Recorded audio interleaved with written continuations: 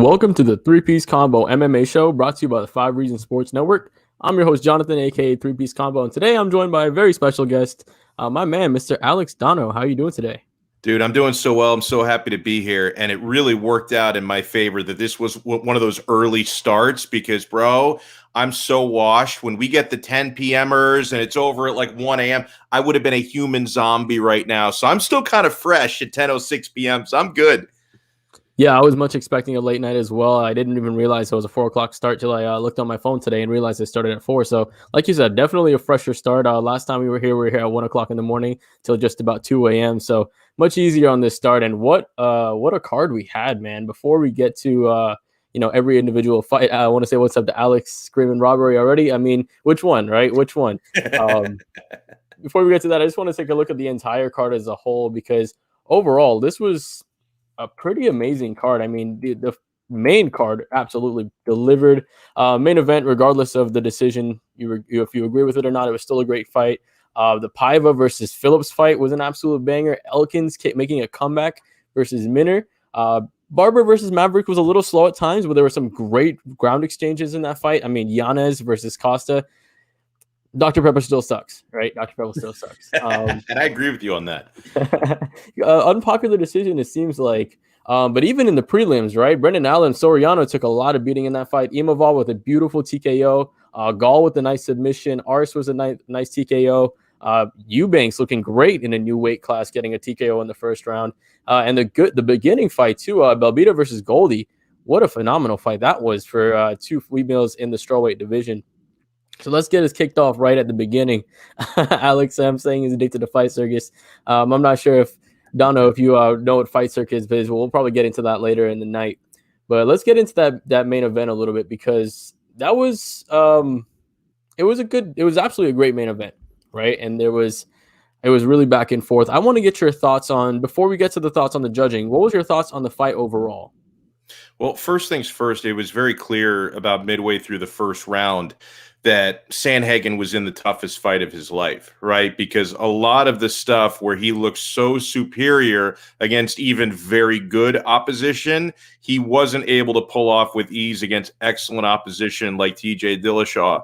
One of my first impressions was there really wasn't much octagon rust to speak of for TJ. I mean, maybe he would have fought a little bit of a crisper fight if he hadn't been out for 2.5 years, but I thought he looked really, really good. And a lot of the spinning stuff that Sandhagen usually throws with impunity, he landed some of it, but TJ also made him pay for a lot of that. A lot of the crazy scrambles that Sandhagen tries to create. There was a cool exchange in the first round where Sandhagen went high with a knee that it mostly missed. And then he went over the back and tried to lock on this inverted triangle. Dude, like that was awesome. And yeah, maybe against a lesser opponent, he might have actually caught, someone in that, but it wasn't going to happen against TJ Dillashaw.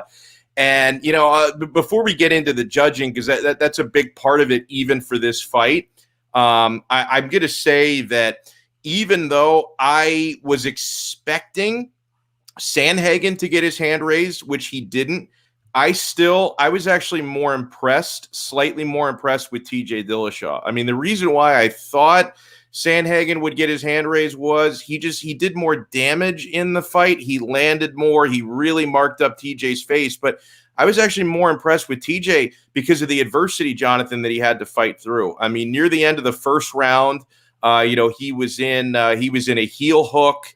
And, he talked between rounds about something popping in his leg. And then in the second round, he didn't look good at all. Like in the second round, he didn't have much mobility. And I thought, okay, this is going to decide the fight. Like if TJ, who's such a footwork heavy fighter, can't move around the way that he's used to, that's probably going to cost him this fight. I think after the second round where he was limping a little bit, it was just adrenaline in rounds 3, 4, and 5. You didn't notice it whatsoever. And also in the second round, he gets caught with that really, I can't remember if it was a left or a right that cut him because he was catching both of those. Right. But it was a right, and it really cut open his eye, and it was a nasty cut. Before the doctor took a look at it, I'm thinking, oh, this is one of those that could end up being a fight-stopping cut, but the doctor let it go on. And, yeah, in a main event, you want to see them let the fight go on. And obviously TJ did well through that. But, those factors with the knee popping and the eye getting cut early in the fight, first and second round, I thought, man, this is really going to work in Cory Sandhagen's favor. And the fact that I thought Dillashaw he was really dictating where the fight went, where I thought Sandhagen, to me, he did more damage, but I thought Dillashaw had the big advantage in octagon control. And that was why it was such a close fight for me, because both guys had their moments. And I know Daniel Cormier and Dominic Cruz, it might have been Cruz who mentioned this during the fight, was, hey, if anyone had any doubts about Sandhagen being, a championship caliber fighter, a guy who's able to go 5 rounds and stay strong in the championship rounds, he erased those doubts. So even in not getting his hand raised, I thought that Sandhagen I thought his stock went up at least a little bit. I mean, at the end of the day, it's probably 50-50 on who thinks who won the fight, right? I do think Cory got it done. I think he was able to edge out that 5th round, that 4th round, and the 1st round. I think 2 and 3 went to Dillashaw. But, I mean, I can see how you went the other way. But like you said, the main story of the night was the adversity that TJ Dillashaw fought through. He fought through that cut, which was absolutely pouring on his eye. Like, it was... And you couldn't even see his eye at all because it was just red at that point. And on top of that, he was dealing with that knee popping and, like you said, pure adrenaline, just going out there. Didn't even look like it bothered him in the 3rd round on, and he fought through it. And whether you can say anything about him before, like you said, he proved a lot of people wrong tonight. He came back. He showed through 5 rounds. He can still put that pressure in 5 rounds. And I think another good thing that he did as well, and we'll talk about the after effects of this fight, is he said he wants the title fight, but he's also willing to take anybody in the top 5, which is also something that's a little more, that shows you that he's a little more humbled, right? He's willing to take that top 5 fight. So I think that's a little bit interesting on him. I want to get into some of these comments real quick. Alex M saying he gave Cory the 5th too. Hialeah Bread said Cory torqued that knee pretty. It looked like a heel hook. It was pretty close looking. It was like a in between a heel hook and a knee bar kind of thing. Yeah. So, it was kind of something in between that got him going there. But let's get into Cory Sandhagen a little bit, because I felt like he won this fight, right? He was able to, like you said, land the more damaging strikes. He was able to, regardless of being controlled more, he was able to hit him a lot more. He was able to, like we said, get just more in the sniping shots, right? TJ was able to land some good knees in the clinch. He was able to get him down. He maybe landed one here and there. He did a really good job on the legs. But I felt when it came to the damage, when it came to, if you had a measure of actually damage and a meter somehow and some kind of measurement, you'd probably say that Sandhagen landed more damage. How do you feel that Sandhagen took this loss? Man, as far as like tactically why he lost the fight, I think it to me, it probably just came down to simple round by round scoring and the fact that the judges tonight just weren't very good. I mean, this was definitely not the worst that they did this evening, because there were 2 fights where I thought 2 of them absolutely butchered it. This one was so much closer, and also 5 rounds gives you more rounds to deviate, right? I mean, it's much easier to slightly be off on a 5-round, card than it is on a 3-round card. I mean, I thought, to me, that personally, like I mentioned, I was more impressed with TJ for everything we talked about, but still, I thought Cory was the guy who deserved to get his hand raised. To me, it just must have come down to, I believe the judges probably gave round 4 to TJ when I thought that they should have given it to Cory Sandhagen. And I know that was something, we heard mentioned in TJ's corner that, his cornermen, and Ludwig thought that, oh yeah, they thought he took the 4th round. DC, and I agreed with DC. I wasn't so sure. I thought Sandhagen probably won the 4th round, but it was one of those things, man. I mean, different judges are looking at different things. And I think that the judges tonight were especially sympathetic in scoring not only takedowns, because there weren't really takedowns, it was mostly clinch work and control from TJ, but I think that these judges seem to emphasize more control and putting your body weight on someone than actually landing punches. And that kind of goes against my philosophy in scoring a fight. I'm not saying that wrestling and grappling isn't important, because it absolutely is. But if it's kind of a tie between those 2 things, I tend to give damage the slight tiebreaker. Yeah, damage has to be, in my eyes, the ultimate gauge of who's winning a fight. Like, I think if somebody's laying and praying, you shouldn't really give them, a lot of control time. There should be a measured of ratio, right? If you're controlling somebody with no damage, it should be worth this much compared to standing on the feet and landing a lot more damage. I want to get to some of these comments real quick. Alfredo, our boy, who does Fight Week on 5 with us and does our 3 yards per carry stuff. Love Sandhagen that probably dude. won his fight. Boo. Hialeah Brett saying there's a reason your coaches tell you to get off the fence. It's not a good look. Absolutely agree, man. Yeah. I mean, it doesn't look good, right? And it's all about appearance to the judges because judges don't see numbers, right? Judges don't see strikes landed. They don't see percentage. They don't see And I think control they time. should, to be honest. Like, why not let them see that stuff? Let's get into that right now. We'll talk about a little bit of the matchmaking a little bit later, but I wanted to get into some of the judging for tonight's card. 3 incorrect judging debacles, right? I think there was 3 tonight. The main event, like you said, it was a little bit closer, so that one you can kind of, maybe give it. Phillips versus Paiva. That was one that was. I didn't like it. I didn't like that one either. And then we had Maverick versus Barber, which is another one. That was the one I was probably more upset and outraged about. What were your thoughts on the judging tonight? I mean, I'll start with Miranda Maverick against Macy Barber. Honestly, I thought it was robbery. And like, I get it that Macy Barber finished the fight strong. She clearly won the third round, and it was a textbook 10-9 round. It wasn't, brutal enough to be a 10-8. That was a textbook 10-9 round. But in the first 2 rounds, she really didn't do anything. I mean, in the first round, she was a stationary target. In the second round, Barber started to get a little bit loose. I still thought Maverick was landing more in the second round, but up until the final minute or so of round 2, I'm thinking to myself, okay, this is really close. Somebody has to do something to steal a round. And that's a case where I thought a takedown actually made the difference. I know that I was downplaying takedowns talking about the main event, but in this case, I thought that the takedown and the control that Maverick had at the end of the second round decided that. So I thought the first round, textbook 10-9 Maverick, second round 10-9 Maverick, third round 10-9 Macy Barber. So that looked to me as clear of a 29-28 as possible. And it's one of these things where I know that some people might look at it and say, well, the judge's judgment may have been clouded by, the fighter who finished strongest, but it doesn't really make sense because in MMA judging, you turn in your scorecard round by round. So it's not like one of these judges thought, okay, you know what? I gave the second round to Maverick, but since I really loved what Barber did in the third round, I'm going to cross it out. Like, you can't do that. You've already turned in the card. So I'm really puzzled as to how that could even happen. Because to me, that one, like, there are certain fights, this, that go to the scorecards, like this main event, where you thought, oh, this could go in any direction. This is going to be wild. But for that fight, I didn't see how it could go any other way than 29-28 Maverick.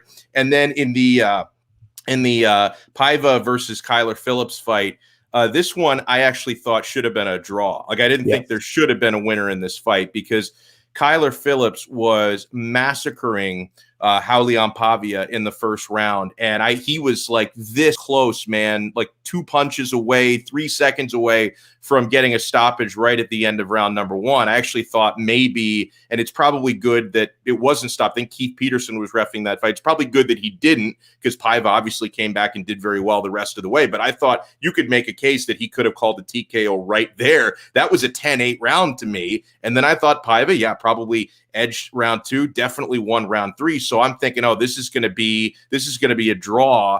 The fact that Paiva took 2 out of the 3 scorecards, I just thought it was wrong because how do you not see a 10-8 for Phillips in the first round? So those, to me, especially the Miranda Maverick fight, those were definitely more egregious than the main event. I thought that the judges just plain screwed up on those.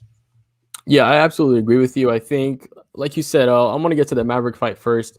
Something funny happened in that first round of the fight. Faber was like, you got to try to hit her, right? He actually said, like, to Macy Barber, like, you got to try to hit her because she was throwing punches and, she does her little Kia thing and she'll, make her sound, but she's not really hitting most of the time. I was looking at her percentage deep into the third round. I think she was only hitting at about 23%, which was pretty low. You know what I mean? And Maverick, like you said, the first round was clearly hers. Second round was really close. She got the takedown, but not only did she get the takedown, she was able to get the hooks in and get on her back and finish with ground and pound off of her back, right? It was, an instance where Macy Barber could have tried to shake her off, but she actually didn't. Maverick settled into that back position, and when that slapstick went off for 10 seconds left, she went out and she grounded and pounded her to finish that round. Like, I'm not sure how you can give that round to Barber. And like you said, round 3 for sure was for Barber. So that's a classic 2 rounds to 1. Not sure what happened there. When it comes to the Paiva fight, Hi, Aaliyah Brett. I want to say saying my boy got robbed and that Pavich has a chin and a half. He Pavich does have a does, chin and a half. bro. Go ahead. No, I was just going to say absolutely, because he was taking shots from Kyler Phillips that would have wrecked most fighters in that division. Like he was walking through some stuff, and he basically he did the old rope-a-dope. Like he basically let Kyler Phillips tire himself out. It was like when Homer Simpson was boxing Drederick Tatum, and he's like, "Oh, if I get hit in the face enough, this guy's arms are going to gas at some point." Yeah, I mean, absolutely dominated him in that first round. There was about 4 or 5 punches that could have been considered knockdowns. I think what saved him in this fight was that Paiva was going forward, right? And he actually kind of dropped into Kyler Phillips whenever he would get knocked down. So he would kind of get in and then he would hug a single leg, right? And then he would make Yeah. him look like he's still there. So I think if he was backing up or if there was a little more range, that Paiva would have gone down. That fight would have probably been stopped. But since he was always going forward, all credit to Paiva, man. He came up from 125 to 135. Right. It was 125 to 135, right? Yes. Yeah, and he came up, took these shots. Second round, man, he was landing on Kyler Phillips. He was putting him back. Not as much as, like they said, that's a 10-9, right? Third round, very close, but a 10-9 because he landed and finished on top as well. I thought this was a draw. I thought it was easily a 10-8 in the first round and a 10-9, 10-9 in the second and third. Don't know how they messed that up. I don't know how you give that first round not a 10-8. What is a 10-8? What would you consider a 10-8? What more do you have to do to get a 10-8? Yeah, to me, a 10-8 is when one fighter is clearly in jeopardy of being stopped, and that to me is how, you would say, oh, the danger was so extreme that, there were times when the referee could have stopped it. Or if it's more of a grappling thing, you're attempting so many submissions and the guy on the bottom isn't doing anything to defend themselves. Like if it's just so clearly in control for one fighter, it's got to be a 10-8. And I thought with, the new judging criteria that we've been using for the past few years, I thought they're supposed to be a little bit more quick to use 10-8s. Right. Dude, like I can remember like 10, 15 years ago when you would say, hey, that should be a 10-8, but they don't really do that in MMA. Well, they're supposed to be doing that now in MMA, and I still don't see it enough. Yeah, it absolutely should be more. I want to, first of all, shout out to my boy Alex Sam hitting us with a $4.99 dono. Appreciate that, man. Shout out to the refs tonight, right? The refs are definitely the story, taking it away from all the fights. Hit the like button if you felt like the refs definitely made some shit calls tonight, right? So shout out to my boy Alex Sam for the $4.99 dono. First dono of the three-piece combo MMA show. So we'll hang you up. Congratulations. Appreciate that. We'll hang you up in the Hall of Fame. But yeah, man, absolutely. He was almost, like you said, if that first round had 10 or 15 seconds more, they would have called that fight because it was almost going to get called, right? Like DC and Dominic Cruz both said, like, he let him go to the buzzer, right? The ref let him go to the buzzer. But if there was more time left on the fight, he had dominant top position and he was hitting some really good shots from the top, man. I mean, I don't know what are your suggestions as for what we could do to this? Because this is affecting fighters' careers. This is affecting their pay because if they're not getting the win bonus, that's half of their pay they're not getting. Yeah. And then, they're already giving up a percentage to the taxes and then to your coaches. You're not walking away with a whole lot. And then for somebody like Kyler Phillips, he took this guy on short notice as well, right? So a little bit of respect to him. It's kind of what like Moutinho did to Sean O'Malley, right? Except that, it works out for both guys when it's for something on short notice. It's like both guys have a little bit to risk. So for this being a loss for him instead of a draw, that's going to hurt him on the rankings now, right? So what do you think that the UFC or, the Nevada State Athletic Commission or all these athletic commissions need to do to tighten up the judging up here?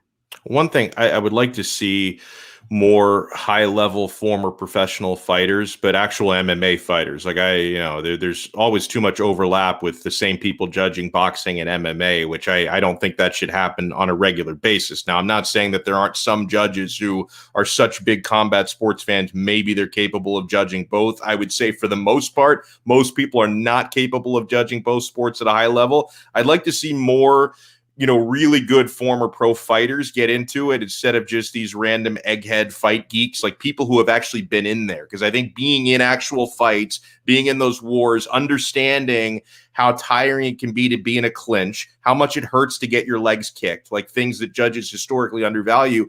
I think that's a big one. I'm especially surprised that you would see And it's not the first time, of course, but I'm always surprised when you see questionable judging in Nevada, because judges in Nevada should be the absolute most experienced, because these people are several times a week, in some cases, they're judging fights, because it's not just the UFC. A lot of MMA promoters come through in that area. So like, I think it's getting better in certain other states. Like, dude, I can remember going to some shows, in Florida years ago, and you just knew it's going to be a shit show. Like, you just knew anything could happen because these judges do not know what they're looking at. I think it's getting better in Florida, but it should always be better in Vegas. So, I mean, it'd be really easy for someone to say, hey, if you pay the judges more, you'll get better judges. But I don't know what kind of shoestring budgets these athletic commissions are working on. That may be easier said than done. I think the education needs to get better. Maybe the testing protocols need to get better, but also I want to see, like, a few years from now, I want to see people like Frankie Edgar and Dominic Cruz, because I think he'd be a great judge getting into that. Because if you see actual fight minds who know what it's like to be in there at the highest levels, I think you'd be getting better decisions. Yeah, like you said, man, you need to have people that understand the sport more. And somewhere like Las Vegas, that's the fight capital of the world. And like where you said, a lot of these promotions call Las Vegas home. For Vegas to have one of the most shaky judging situations, it's really questionable. And for the UFC, they need to have something to go against this. They need to have maybe an internal judging system, so where if they're not in line with the judging of the athletic commissions, hey, we still give the fighters a win bonus, because they need to do something about that. I think some of these fighters are really going home getting robbed, like we saw. I think Miranda Maverick absolutely got robbed. I think Phillips a little bit closer. It wasn't a robbery, it should be a draw, but still another kind of robbery there. Dominic Cruz would be a great mind. Somebody like Dan Hardy, he has a great mind as well. So a lot of these ex-fighters that now coach, well, Tim Means is one of these guys. He, fought a little bit, coached a little bit. Those kind of guys that have been around the sport, that understand the sport top to bottom, understand every part of the game, right? The clinch work, their ground game, the striking game, from control time, if somebody's backing up the whole time.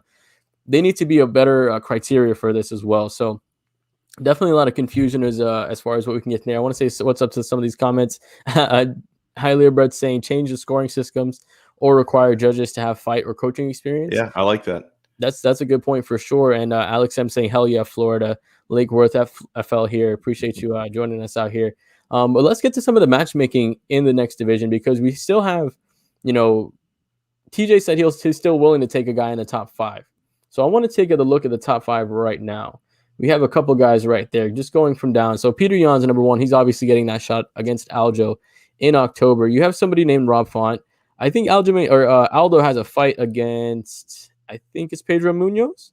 Yeah, I think you're right. Pedro Munoz. I think those guys are matched up. And Cody G said he's moving down, right? So Cody Garbrandt isn't. Oh, yeah, that's right. Cody No Love. He's moving. Yeah, you're right about that. He is moving down. So the only other fight for him would really be Rob Font.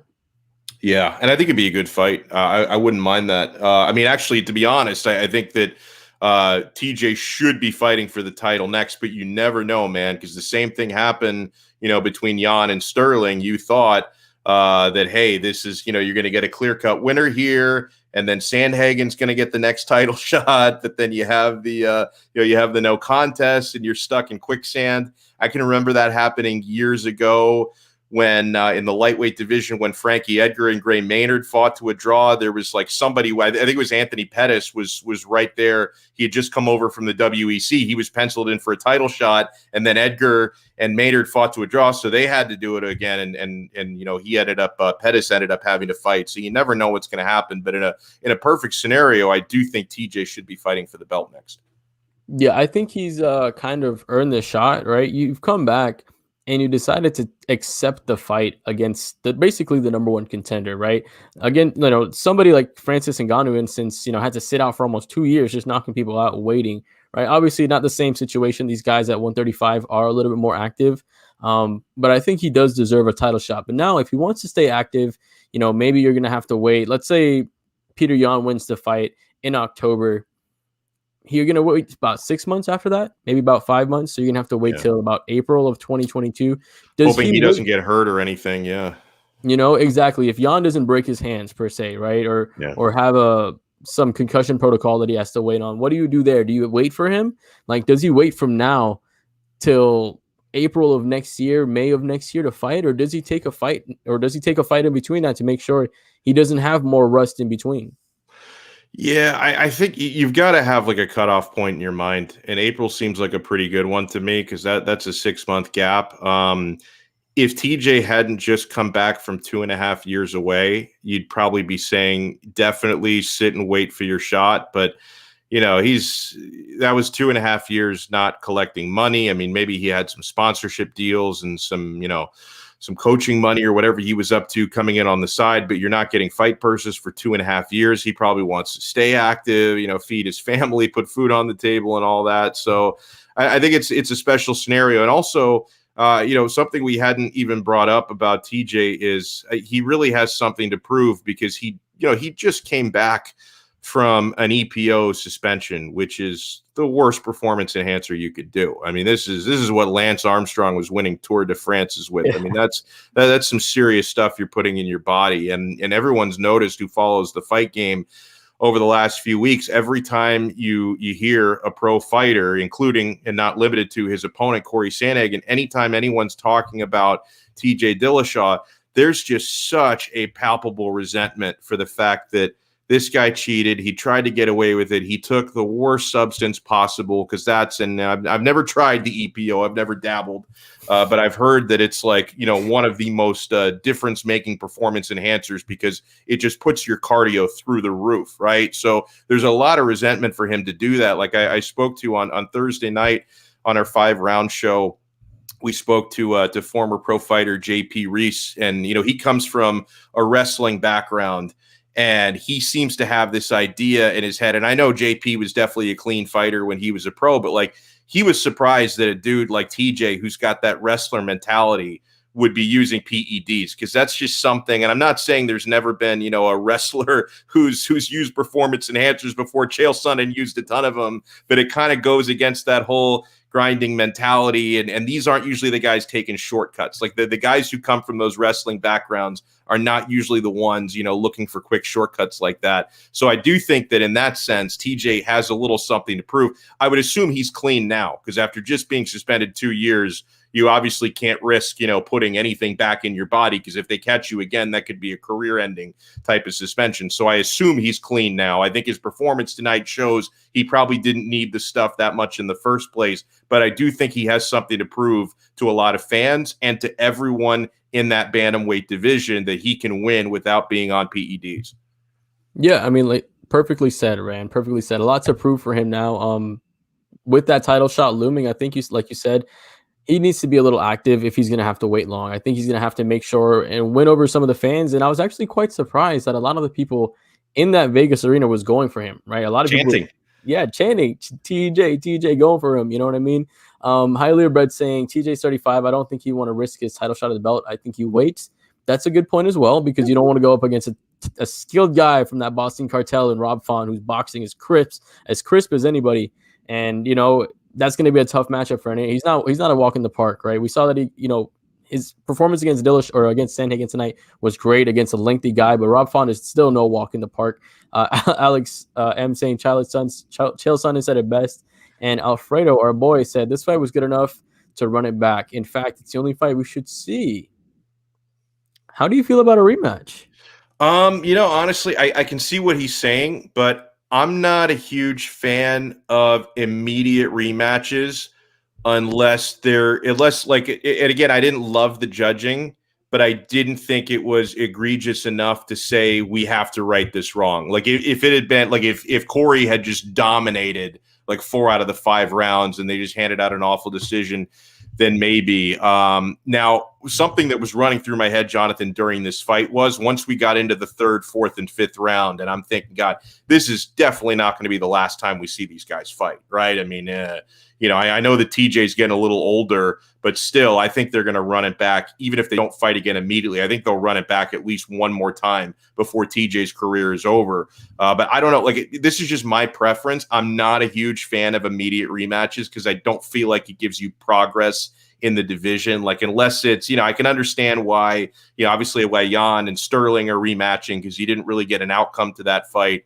But I don't know. I'd kind of like to move on. And if fate deems it, these guys will fight again within the next 1.5 years, 2 years. Yeah, I mean, for all we could know, right, is Peter Yan could win against Aljo, and then he fights TJ for the title. TJ wins, and then you run Aljo versus Sandhagen again. Let's say Sandhagen wins. Now you have TJ versus Sandhagen for the belt, and now the story Yeah. is a lot more tasty, right? The story is already there. You could have said that he won the first fight. Hialeah Bread say, my boy Benson Henderson always told us steroids are a mental drug. That's a true thing as well, right? It's all about mentality. It's almost all mentality. Alex M saying, I think it's important for Cory to get a rematch, not so much for TJ. Yeah, I agree. It would be more important for Cory. I want to take a quick look at Cory before we go into the rest of the fights on this night. Who do you think Cory should fight next? Ooh, that's a good one. It's tough because the earlier bantamweight fight on this card was a draw. I wouldn't have minded seeing him, or actually, no, it wasn't a draw. Sorry, should have been a draw. Like I wouldn't have minded, seeing him fight Kyler Phillips if he had won. I mean, Sandhagen versus Paiva doesn't really do a whole lot for me. So, oh man, I don't know. I'm kind of at a loss on that one. Who do you think? I mean, you already did a bunch of these guys. It's tough for him, right? Maybe do you wait for Aldo versus Pedro Munoz, and then you see who wins that fight? When is that fight happening? I think it's Aldo is it Munoz. September, October? Let me see. I'm about to pull it up right now. Yeah. Because that could be a fight that, I mean, Aldo versus Sandhagen will be a very fun fight. Yeah, it's going to be that's the next pay-per-view, August 7th. Aldo Munoz. Perfect. Yeah, so that's so the timing would work out great. Yeah, so the winner of that fight fights Sandhagen. Yeah. Boom. I like it. You can have that one there. Book it. Book it right now. Go ahead. Any final thoughts on the main event before we go on to the rest of this main card?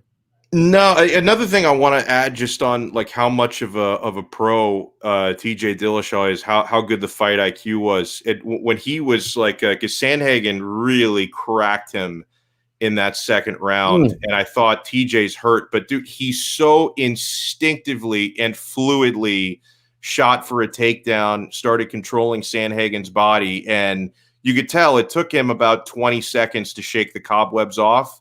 But I think a lot of fighters it was a stiff left that he had just eaten, and a lot of fighters would take that punch from Sandhagen, and they would be probably on roller skates, moving backwards a little bit and giving him a chance to finish you. But I just thought, like, TJ is a machine. You could see all the years of experience. You can see all the years of high-level training, even going back to his old Team Alpha Male days, the way it was drilled into that guy. Yeah. You take a shot, you're a little bit dazed. You just come forward with the instincts. You go for the takedown. You clear the cobwebs. And I just thought that was excellent. Yeah, I mean, he showed his absolute championship mentality, right? Regardless of how long he was gone or ring rust or whatever, he showed his championship mentality. He showed his ability to do it on multiple levels. Even if his knee was messed up, which I really thought his knee affected him, especially in that second round, I thought he was able to really just control the pace, right? Still be on the front foot, still push Sandman back. And great fight for him. Congratulations to TJ Dillashaw for picking up the win. And, I want to get into this co-main event just a little bit more. Absolute banger of a fight, man. God. Absolute banger of a fight. I think the theme of tonight's fights were comebacks, right? There was comeback after comeback after comeback.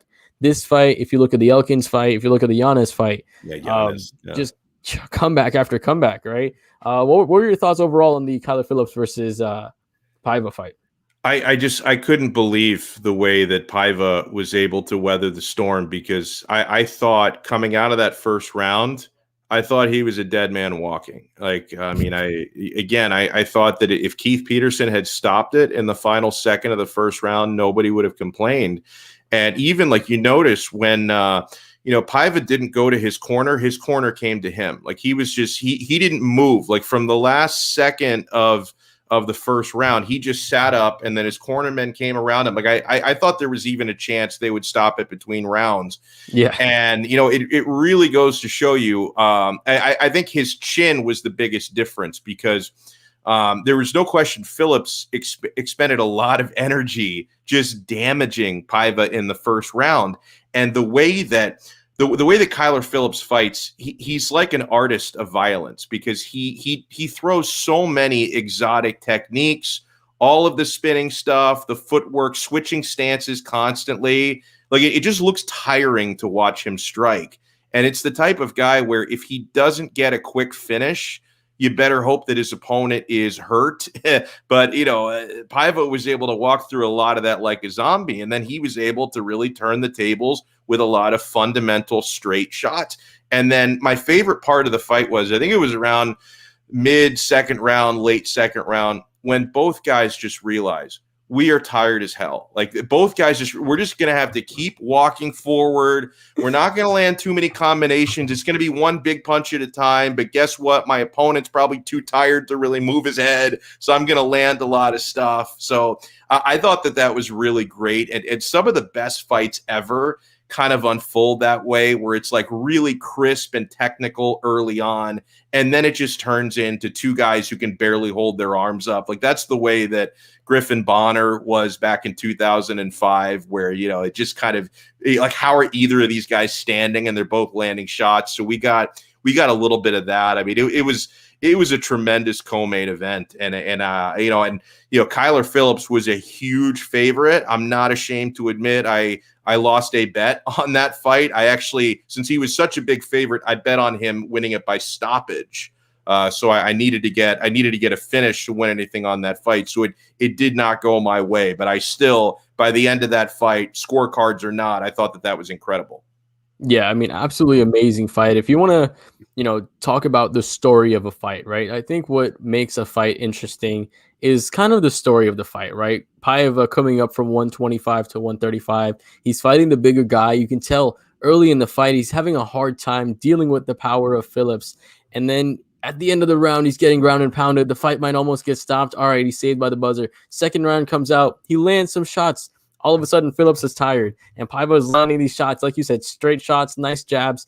Phillips is going for takedowns, but the scrambling ability of Paiva was just so great that they were able to reverse position over and over again. Like you said, at the end of the second round, I literally just wrote "holy fuck" because I was just typing my notes because I just couldn't type everything that was happening. And like you said, it was perfect because I think Phillips took a shot like just a right over the top, just clipped Paiva, and then Paiva just went back and then clipped Phillips. And it was just like, man, like you said, these guys are tired. They know their opponent's too tired to dodge. They're just going to throw one at a time and just hope the other guy falls down. Third round was absolutely amazing, man. These guys just scrapped back and forth, man. I thought Paiva etched it out. And like you said, if you judge the first round of 10-9, Paiva won the fight. I thought it was a 10-8. I thought Phillips clipped him about 5 or 6 times and really just buckled the knees, made him do a chicken dance of Paiva. But the fight, man, absolutely amazing fight. I thought the round 2 could probably be a round of the year. Like that, the Jiri Prochazka versus the Reyes fight. I mean, that one's a little more exciting. Now that I bring that back, that one's for sure more exciting. But this one is definitely in top 5 for round of the year. Do you think, am I having some recency bias with that? Probably, but I'm the same way. It's just like I kind of go based on my emotions in the moment, and I was freaking jacked up, man. So I'm not going to argue it. There might be some recency bias there, but who cares, man? If we still have like 5 months left this year, if we get another great one, we'll revisit this one after that. Yeah, we'll have a lot to look out to. I mean, knockouts have been crazy this year. Rounds have been crazy this year. Fights have been crazy this year. Even having the limited amount of fans that there were in the Apex Arena, you could feel the energy that was in there. So great fight in there. Let's talk about the other fight. I mean, man, just so many fights that were great here. Darrell Elkins with an amazing comeback win against Derek Minner. Minner had amazing, especially in that first round, top position almost the entire time. Second round, or actually had his back, right? I'm pretty sure he had his back, right? Second round got reversed, yeah. And Elkins is able to reverse the position after, I think, getting mounted. All of a sudden, he ends up in a half crucifix, and he gets ground and pound, and he gets the win. Dude, apparently, or not apparently, I think he has the second most featherweight wins at 15 behind Max Holloway now. And, man, making another comeback. He's come back on a lot of his fights. He's been down on scorecards and he's come back to win a lot of his fights. What were your thoughts on this fight, man? Well, I mean, to be honest, I really thought, with all credit to Elkins, I thought Minner's fight IQ was in the toilet.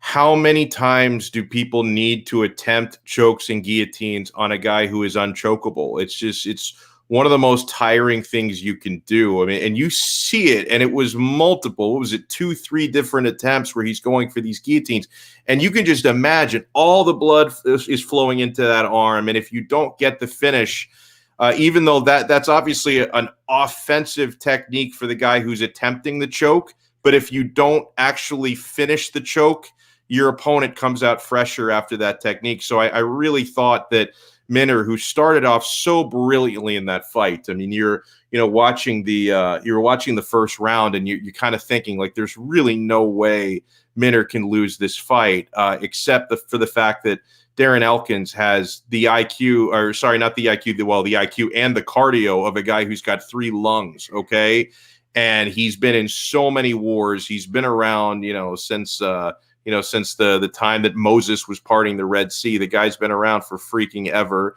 And you knew that he was going to find a way to come back because he's just going to be more of a grinder. So I thought that really that outcome, it had as much to do with the poor decisions that Derek Minner made as it did with just the amazing resolution that Darren Elkins has. But I don't want to downplay Elkins, because for a guy who's got this many comebacks, it's clearly not a coincidence. Like, it's clearly not a coincidence, because he's got a granite will, a granite chin. He's got cardio for days, and that's the recipe for comeback success. And so that's why I thought Minner should have known that and fought a little bit smarter. Yeah, this almost reminded me of like Rodolfo Vieira versus Anthony Hernandez, right? He went for so many submission attempts that he burned himself out, right? And at the end of the day, after he was completely burnt out, those scrambles become really, really hard. Like, scrambling on the ground, when you're watching it on TV, it doesn't look half as hard as it actually is making a real wrestling scramble. So for him to be on top position and get onto the bottom and then get crucifixed just showed how tired he was after going for those submission attempts. Like you said, it showed a little bit of a lower IQ there. Maybe instead of going for 3 or 4 submissions, you go for one, and then you just get, we say don't lay and pray, but you can score points body, head, right? Body, head. Just keep working the ground and pound. You can work from there, pass your guard, go from 3/4 or go from half guard to side control to crucifix, right? There's many things you can do to stay active on top instead of going for the submissions that won't burn you out quite as much. So like you said, maybe a little bit better IQ will be better for him in the future. But man, tough one for him. Highly bred saying Elkins definitely built different. Like you said, like Donno said, man, it's not a coincidence at this point, right? It's shown that this guy has iron, granite will, and a tough chin, and he's unchokeable. And highly bred, man, 100%. Fatigue makes cowards of all of us. That's why somebody like Rodolfo Vieira, the black belt hunter, gets submitted by a blue belt in Anthony. Yep. Right? I mean, that's kind of what happens. Let's move on to this next fight. We'll just touch on it real quick. The Macy Barber versus Miranda Maverick fight. I want to get at your thoughts. We gave your thoughts on the decision already. We both felt like Maverick. I think probably 99% of people think that she won that fight. What were your thoughts on the fight overall, and what kind of happened inside the octagon? Yeah, well, I think, and again, as we talked about, I thought the decision was piss poor. Miranda Maverick, to me, is the better fighter, and if you had 10 different sets of judges, 9 of them would have given her a 29-28 win in that fight. It just, she looks to me a lot more mature, than her years would indicate. She's 23, 24 years old. Like, she fights more like a 30, 32-year-old fighter. I thought that her use of range was tremendous. She knew when to move her head. She knew when to throw. She was really good at darting out of the pocket after landing strikes, was good, with the way she was mixing in her clinch game and her takedowns. I just thought she fought a really good fight, and like, fair play to Macy Barber, because there's no question that she was, I guess, overall the better conditioned fighter. But I thought that she probably conserved a little bit too much for that third round. But who am I to say that? Because the judges did, 2 of them anyway, did give her the fight, because that was clearly her game plan. I mean, you heard, Uriah Faber in her corner. That seemed to be what they were kind of talking about, was that she was going to come on and get stronger as the fight went on. And so, if it had been a 5-round fight, I think that Barber would have rightfully won the fight. But that also, you could say, if it was a 5-round fight, maybe Maverick would have fought a little bit different. So it's not always fair to say that. But I thought Barber had a really good third round, but I just thought it was so clear that Miranda Maverick won the first two. And this is one of those things. I mean, you talked about, the financial impact it can have on fighters when they lose, a robbery on the scorecards or a bad decision. So maybe it's going to hurt her in the pocketbook a little bit, but I certainly hope this doesn't hurt Miranda Maverick from like a matchmaking standpoint and a credibility standpoint, because hopefully Dana White and the powers that be realize, okay, she may have lost a decision here, but this is still a fighter that we see improving every step of the way. And I don't think she deserves to be punished from a matchmaking standpoint. I mean, for her to be as good as she is at the age that she is quite incredible, is it not? I mean, she's out here. How old is she? 23, 24? Yeah, something like that. She is 24 years old. Yeah. Right. And coming into this fight, she was number 13th rank. And like you said, man, her kicking ability was really good. I think what she was doing a really good job of in that first round, she was staying out of the boxing range of Macy Barber and just using her kicks as her main weapon, right? Because as long as she's in kicking range, that her opponent's boxing can't touch her. So she did a great job of that. Like we said, in the second round, pretty close, she was able to get that takedown. And once she had back control, really thought she did a great job from here. But like you said, I hope this doesn't mess her up from a matchmaking standpoint. I want to take a look at these rankings as well, and I want to get your thoughts on who these women should fight next. So I'm going to get that pulled up real quick.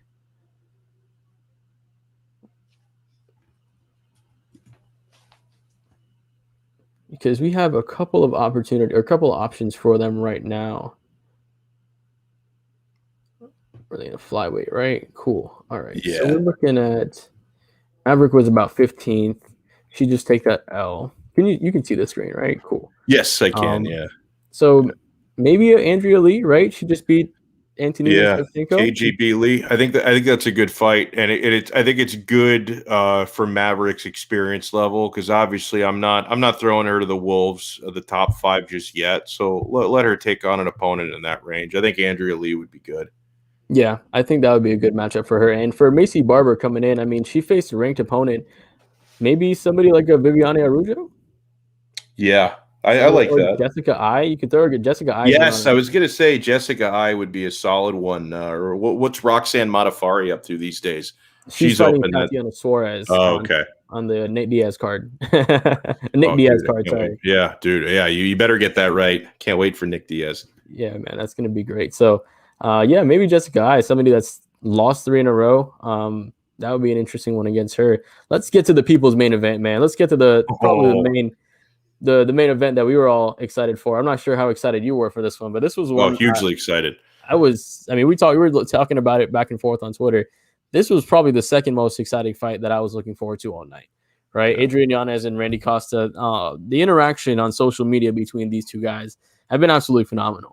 And, personally, I think we both here are Team Reese. Do you like Reese's as well? Are you Reese's fan? Love Reese's. Are you kidding me? I mean, it's the GOAT Halloween candy. I mean, it's the only thing. If every house I went to growing up trick-or-treating just only gave me peanut butter cups, I'd be good with that.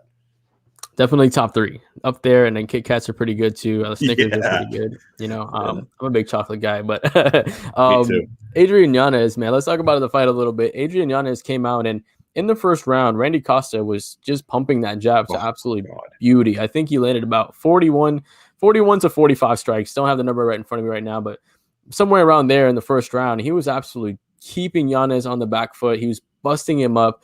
Absolutely a bloody mess after the first round. And then in the second round, I mean, I'm not sure if it was Randy Costa, if he was just tired and, if he gassed out going in that first round, but the adjustments that Yanez made, he was great. I think I've seen some stuff that maybe he broke his nose. He broke Costa's nose because after one of those shots, he just seemed to shell up and go down. And once he ate that uppercut, man, that uppercut dropped him down, and that was it. But both guys showed absolute class after this fight. It was a beautiful thing to see, man. The way this fight developed, going from these guys calling each other out on social media, this fight happening, the fight behind it, Reese's versus Dr. Pepper, and to after the fight, how these guys were talking about back and forth. I didn't expect you to come out so boxing heavy with the jab, and it was just a really nice encounter. What was your thoughts on the fight overall?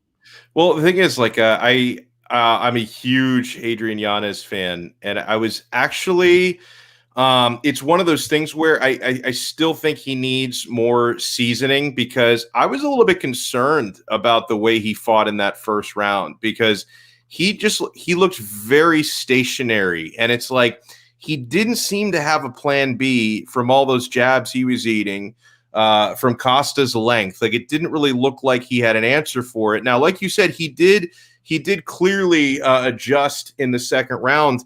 But I think, to me, a lot of that had to do with the fact that I just thought Costa punched himself out a big time in the first round. And and obviously Yanez still had to take advantage of that, because, he was moving his head better, at the end of the first round into the second round. You saw him being less stationary, was taking his head off the center line so that Costa couldn't just keep landing the jab over and over and over again. And he was starting to really land some clean punches before he just was ripping to the body, breaking the nose, whatever it was he did. And I thought, if what you're saying, if that was true, if Costa did break his nose, that would make more sense, because the way that he crumpled up at the end of the fight, my thought was, this guy is so exhausted that, like, this is him kind of looking for a way out as much as it is actually getting TKO'd. But if he did suffer like a really painful injury like that, that would probably explain a little bit more the way that he reacted. So it's like, so I mean, obviously Yanez was clearly better, because he's the one who had the adjustment and the better cardio, and he won the fight at the end of the day in dominant fashion. But at the same time, just how vulnerable he looked in that first round, it kind of makes me think I still need to see a little bit more from this guy over his next couple of fights, because it was dynamic the way he finished the fight, but I didn't think he looked very dynamic in that first round. Like, I thought Costa looked head and shoulders better. He just didn't conserve his energy enough.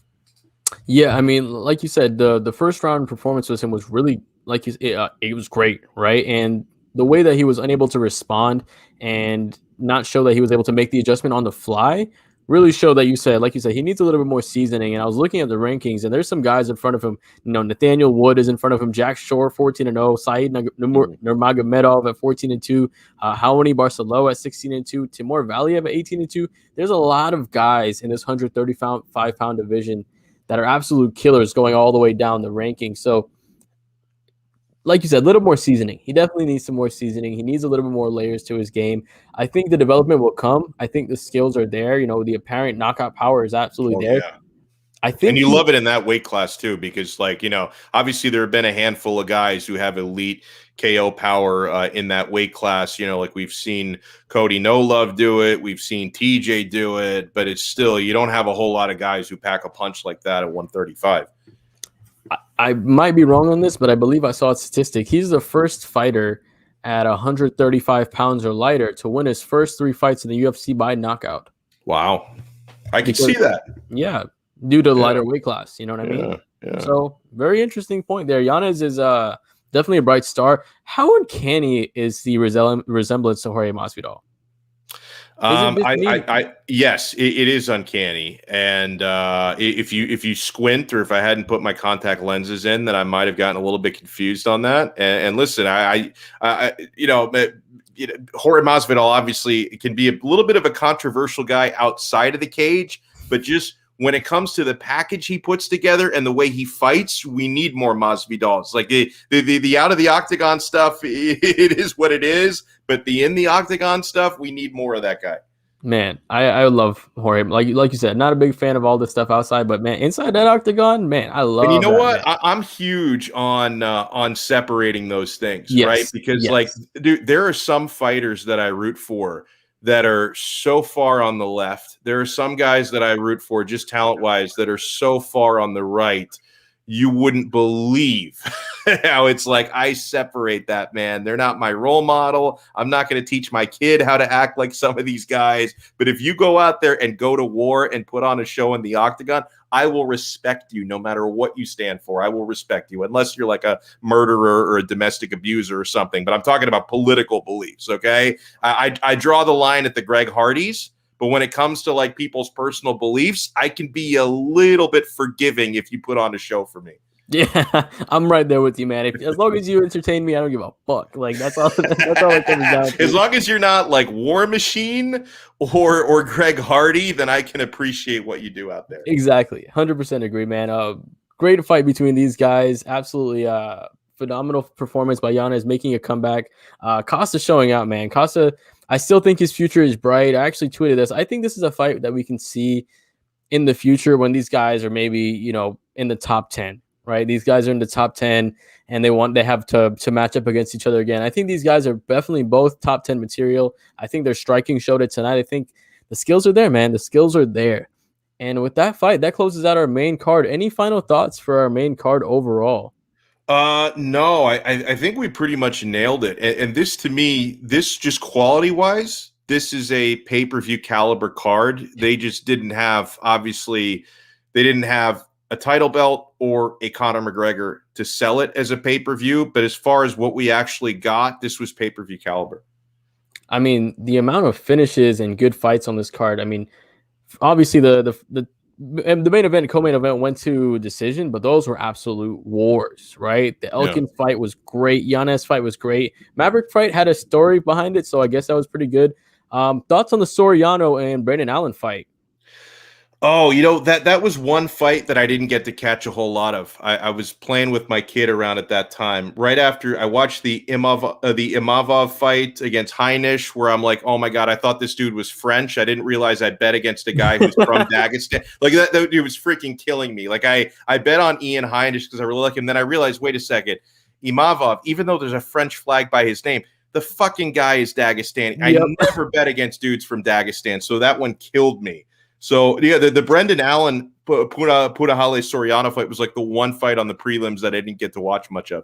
Yeah, Punahale, man, his first loss he took, but he showed great poise. He took a lot of heavy shots and he was able to land it. At the end of his fight, I don't remember if you remember the Dominic Reyes versus Jan Blachowicz fight, how red his ribcage was. Very similar situation here. So, tough guy. I think Soriano can bounce back, man. He has really heavy hands.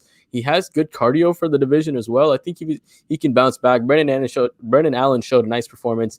Like you said, man, Imavov came out. I didn't realize until the broadcast either. So you're not alone on that. As soon as I heard DC say, "Oh yeah, he's from Dagestan," I'm like, God, I thought maybe he was a French dude with just a Russian last name. This guy's from Dagestan. Oh no. You never bet against a guy from Dagestan, man. But it was a great fight. It was still a great fight overall.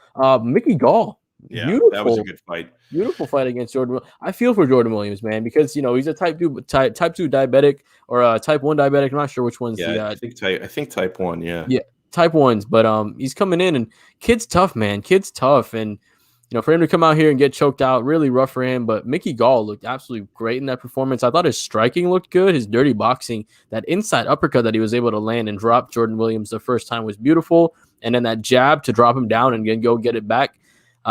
Beautiful choke. Thoughts on Mickey Gall?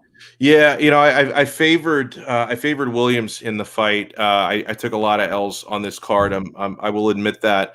To me, I knew Gall was a submission threat, but he's just so up and down his UFC career. I just thought Williams is going to outclass him. But to me, I thought that this could be like a career-defining type of win for Gall, because this could get him back in the right track, because you could see the confidence when he had the chance to go for the kill. It was there, really hit Williams hard up close, like you said, the dirty boxing to set up the finish. So I thought that was an excellent performance for Mickey Gall, and that's the type of thing that could be, if not career-defining, career-saving.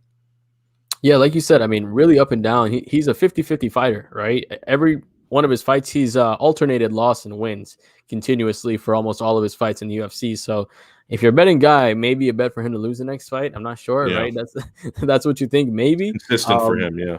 But good fight overall. I thought the way he was able to set up the ground game with the strikes this time was a little new wrinkle we saw him add to his game. So excellent fight for Mickey Gall. I thought he showed out. Before Ewell versus Arce, any thoughts on that one? Because I thought Ewell was going to get the win, but man, Arce came in and he got him nice in that second round. And I'm not sure if that was an early stoppage. Did you think that was an early stoppage? No, because I didn't think Ewell was really defending himself, so I thought it was the correct stoppage. I did favor Arce in the fight, but I didn't think he'd be that dominant. I thought it was going to end up in the scorecards, so I just thought he really fought the perfect fight, and that was big. I think this guy's going places for sure. So it wasn't unexpected for me. And God, I just realized, like, 80% of the fights on this card were men's and women's bantamweight. Like, this really was a showcase card for the bantamweight division, because I was thinking, wait, were these guys 145? No, another 135-pound fight. So we got the showcase tonight. I love when they do that, man. I really love when they take a card, or they take, like, you know, when they had early, I'm not sure if it was early last year, early this year, they had about 3 or 4 nights when they had Gone fighting. They had Derek Lewis fighting. Yeah. They had the heavyweights. They had all the top-ranked heavyweights just going in a little thing, and then it led up to the championship fight between Stipe and Francis Ngannou. I think they need to do that more often. I think they need to set up, you know, sequences of, hey, we're going to have a month of showing out, or a couple weeks of showing out the featherweights, a couple weeks of showing out the bantamweights, 1 or 2. I think that would be something good to really showcase the talent, right? To really let the division move smoothly in a way that fights can line up better next to each other. Because now these guys are fighting similarly at the same time. You could matchmake for them a little bit more. Right. I don't know. That's just an open thought for there. Great fight there as well.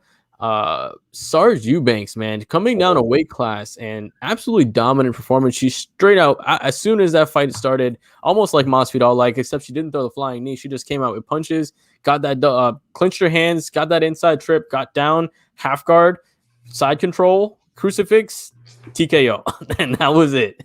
This might have honestly, she probably had the performance of the night for me. Like, I know it's so early in the card that sometimes people tend to lean more to main card stuff, but there was no flaw in her performance. I mean, Sijara Eubanks executed her game plan to a T, and it was like she was in there with just a sparring partner who was just basically there to show her looks and allow her to dominate. Like, it was like a perfect performance from her.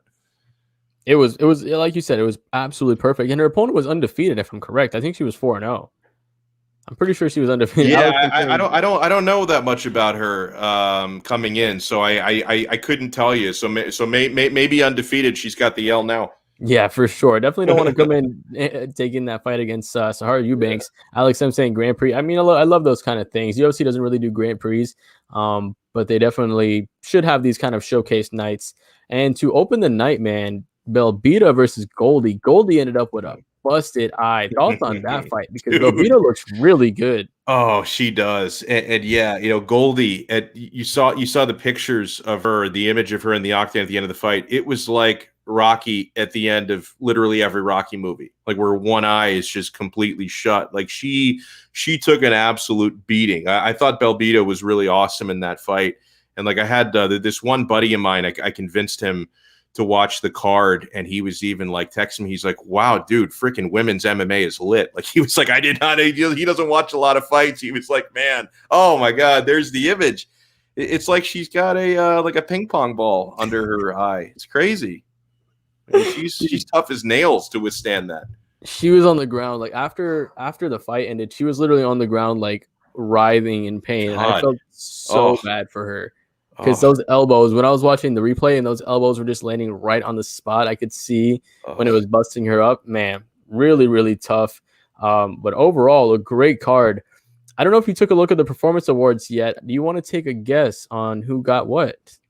All right. Well, I'm going to say for I'll give you a my bad. I didn't mean to cut you off. There's a fight of the night and there's 2 performance of the night awards. Okay, yeah, I was going to ask you that. How many of those were? So, fight of the night, I'm thinking it was the co-main event. I would predict Paiva over Phillips. So you're telling me there was 2 performance bonuses. Well, I'm going to give Sijara Eubanks one of them, and then, man, probably Elkins the other. Okay. Yeah, pretty close. You got 2 out of 3 right. 2 out of 3 right. So we had the fight of the right. You got correct. It was the Paiva versus Phillips. They gave him Elkins. They gave him a performance of the award.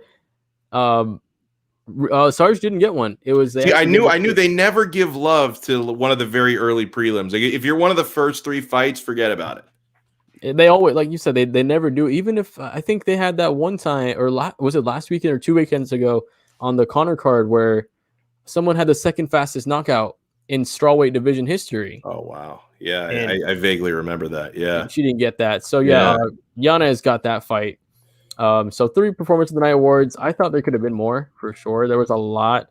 I mean, Mickey Gall, what he did, like you said, Sarge Eubanks, man, the way she did it, absolutely dominant performance. I think when somebody has such a dominant performance, you need to give it to him, man. You really need to, you need to, I don't know. Sometimes they're really iffy with that. Let's see if we can find that stoppage real quick. Here it is. Amanda Lemos. That was what it was. The Amanda Lemos fight on the Makhachev last weekend. Oh yes. So that was the quickest stoppage in strawweight history, and no bonus. Second quickest, and no bonus. Great. No bonus. Jeez. But they did get the heavyweights to start the night of performance tonight. They actually gave out five total awards last weekend, which is a lot. And they couldn't give one to Sarge. Like, seriously, they're only going to give out 2. I thought she could have gotten one. Yeah, I felt like she could have gotten one too. She definitely performed tonight, man. Any final thoughts on the card tonight, brother? That's everything we got for this. Just a great card. I think if they do more like this, and we knew this wasn't a surprise because heading into it, I could see the matchmaking was incredible. And I mentioned how many bantamweight fights we had on the card. In fact, I don't think we had anything heavier than welterweight. I think we had just the Mickey Gall fight. Everything else was lower weight classes. People need to show the light folks more respect because they really bring the excitement. So I don't know how many people actually watch the ESPN Plus prelims that aren't hardcore fans, but I hope that they were watching because I thought from top to bottom this card was really good. I hope we get that, as we pretty much these days we have cards every weekend. I mean, it's rare for them. It's got to be like 4th of July weekend or something to take a weekend off. So if we can get cards like this every weekend, they're going to make a lot of new fans. I think the consistency and everything, how they follow throughout the pandemic, being the first to bring sports back, doing it safely, really. I think they've done a really good job doing it safely. And now just the weekly events, they've built up such great momentum, building with this deal with ESPN, now having the ABC deal. I think there's another ABC fight coming up in the future. Man, UFC is building up. And on top of that, we have other promotions like PFL, other promotions like Bellator, ONE FC, Combate Global, right? Combate is killing it on Univision and Paramount Plus right now. And I just love it, man. Love it. So much MMA, so much fights. Boxing is doing good too, right? Boxing is doing a lot of great matchups. I like what they're doing. Fighters are staying active. These young bulls are hungry. So lots of exciting fights coming up. I want to take a special thanks for Mr. Alex Donno for joining us tonight. Appreciate you taking time out of your night and evening to join us for this fantastic card. Thank everybody in the comments. Shout out to Alex, of course, Alfredo, our boy, Hialeah Bread, Young Assassin, Let It Ride 185. And of course, I brought Alex in for the dono, man. You're going up in the Hall of Fame. Appreciate you donating tonight. Appreciate everybody else who's watching. If you're watching this after we record this live, thank you guys for listening to the entire video. Make sure you hit the like button and comment down below if you have any thoughts of anything you want us to add for the videos in the future. Thanks for joining the Three-Piece Combo MMA show brought to you by the 5 Reasons Sports Network. We're joined by my friend, Mr. Alex Donno. I'm Johnathan, aka Three-Piece Combo. I hope you guys have a great night.